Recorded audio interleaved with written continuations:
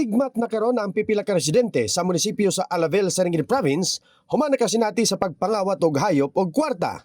Ang usa ka biktima nga si Emeline Sumalpong nagkumpirma nga gikawatan siya og kanding unya kwarta sa ilang balay sa Purok Maharlika, Daplin sa Sapa. Kwarta. Pila man? Kuan to 1.5 nya. Sunod mangpod kanding kuha. Pila ka buok? Isa ra buntis ra bato sir.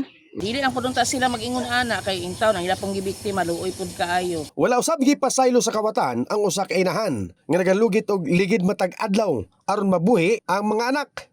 Si Jeneline Siblos gikawatan og bag nga may kwarta samtang nagabulkit og ligid.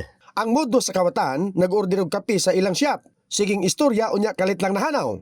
Nawag tang usab ang bag ni Jeneline. Nahitabo daw kini kadtong Nobyembre og natala na sa Alavel Police Station. Kwarta to mga 2,000 kapin. Cellphone. Cellphone do, keypad. Ito ko dapita nagbulkit. Wala po ko nagdahom kay sir man dire. Sige istorya sa kuha. Wala ko nagkuan nga nawala di ay. Nagunsa man ang kawatan? Tangapi. Naalarma ang opisyal sa Purok bahin sa pagpangawat ngang uban wala na gitaho sa otoridad. Ngami kanini, may hangyo si Chairman Joel Hermohino sa iyang katawhan sa Purok Maharlika. Magbantay gyud ta, kinahanglan gyud nga bantayan nato labi na katong na ay mga katigayonan diha. Ang inyong kwarta dili gyud ninyo na pag display kay maka-interest gyud sila nga tulison.